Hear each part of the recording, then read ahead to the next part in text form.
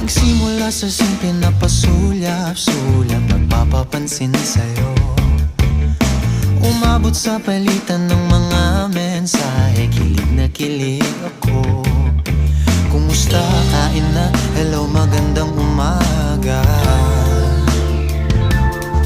Ingat ka, pahinga, huwag kang masyadong magpupuyat pa. Naramdaman ng puso na